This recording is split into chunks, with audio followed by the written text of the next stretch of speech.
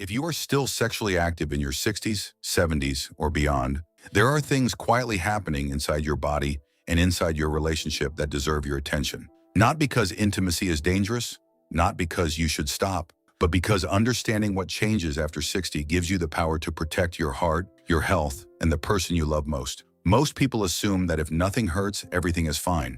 But the body after 60 communicates differently. It whispers before it shouts. And if you are not listening carefully, you might miss the signals that matter most. Today, I am going to share 7 truths with you. Some of them are physical, some are emotional, and at least 1 or 2 will probably surprise you. I am not here to lecture you or frighten you. I am here because I believe you deserve honest, clear information that most doctors do not have time to explain, and most videos are too afraid to say. Let us begin with something your heart needs you to know. Literally. Truth number 1. Your heart is working harder than you think. During intimacy, your heart rate rises, your blood pressure climbs, your breathing gets faster. At 35, your body handles that without blinking. At 65 or 72, the story is different. Here is something many people do not realize. Even gentle, slow intimacy can push your cardiovascular system to the same level as climbing 2 flights of stairs quickly.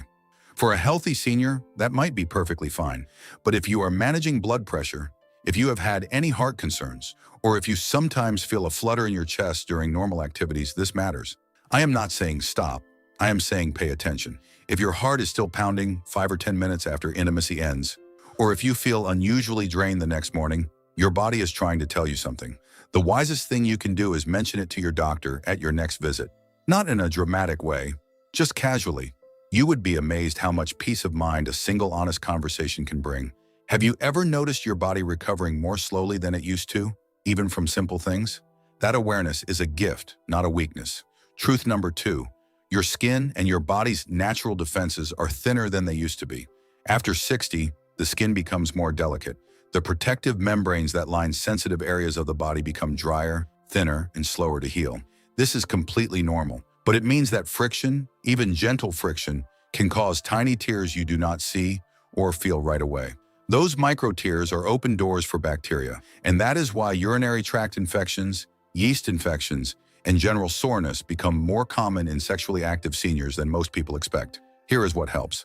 Gentle, water-based lubrication, mild, fragrance-free soap afterward, clean sheets, and patience. Your body still heals beautifully. It just needs a little more time and a little more care than it once did. If you notice burning, unusual soreness, or anything that lingers for more than a day or 2, do not wait.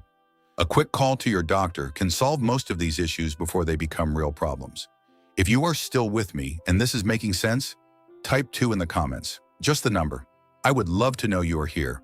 Truth number 3, your medications may be silently changing your experience. This is where things quietly go wrong for millions of older adults, and almost nobody connects the dots. Blood pressure medications, cholesterol drugs, diabetes prescriptions, antidepressants, anti-anxiety pills, arthritis treatments, each one of these can affect arousal, sensation, lubrication, erection quality, energy, and even your emotional desire for closeness. Let me give you a real example. Richard is 68. He has been married for 41 years. About a year ago, he started a new blood pressure medication. Within a few weeks, he noticed he felt less interested in intimacy. When he and his wife did connect, things felt different, slower, less responsive. He assumed it was just aging. His wife assumed he was losing interest in her. Neither of them said anything for months. It was not aging, it was the medication. When Richard finally mentioned it to his doctor, they adjusted the timing of his dose. Within 3 weeks, things improved noticeably. Not back to age 30, of course, but enough that both he and his wife felt relieved, reconnected, and hopeful again. Most seniors are surprised when they learn this. You do not have to accept every change as permanent.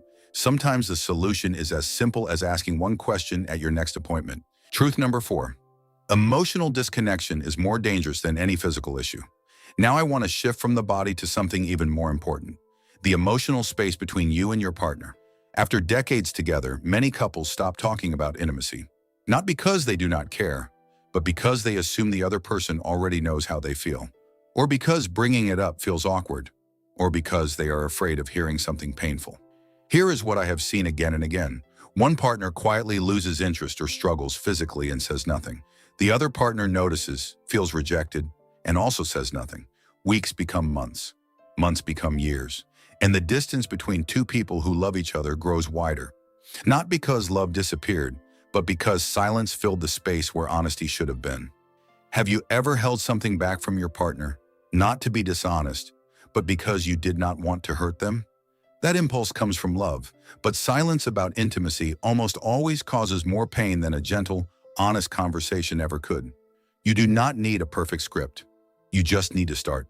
Something as simple as, "I want us to talk about how we are both feeling. No pressure. I just miss feeling close to you." Those words can open a door that has been closed for years. Truth number 5. Hormones are still shifting even now. Many people believe that hormonal changes end after menopause or after midlife.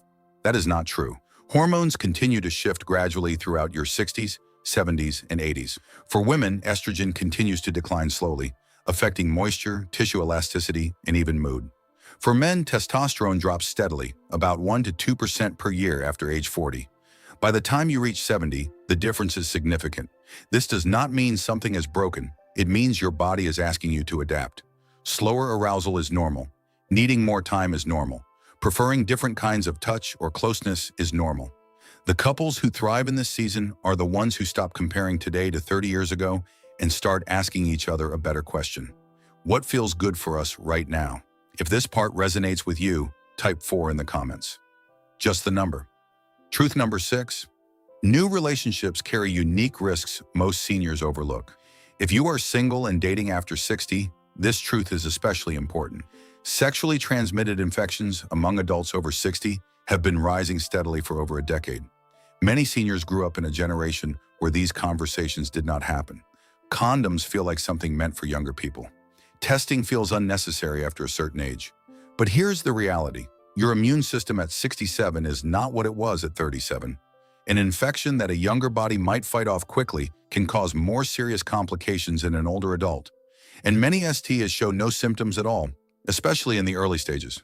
If you are with a new partner, protection and honest conversation are not awkward. They are acts of deep mutual respect. Asking to be tested together before becoming intimate is one of the most caring things you can do for each other. It says, "I value you enough to make sure we are both safe." Truth number 7. Intimacy after 60 can actually help you live longer when it is done with awareness. After everything we have discussed, I want to leave you with the most hopeful truth of all. Research consistently shows that older adults who maintain some form of intimacy, whether physical or deeply emotional, tend to sleep better. They report less anxiety. Their blood pressure is often more stable. They feel more connected and less isolated. And they describe a higher overall quality of life. Intimacy is not just a physical act. It is a form of medicine that no pharmacy can bottle. A warm embrace in the kitchen, holding hands during a walk, a quiet conversation before sleep, a gentle kiss on the forehead. These moments release oxytocin, reduce cortisol, and remind your nervous system that you are safe, loved, and not alone. The key is awareness. Listen to your body, talk to your partner, stay honest with your doctor, and never let embarrassment steal something beautiful from your life. You have made it to the end, and I am grateful you stayed. This was not an easy topic, but you showed up with openness and courage. That says something wonderful about who you are.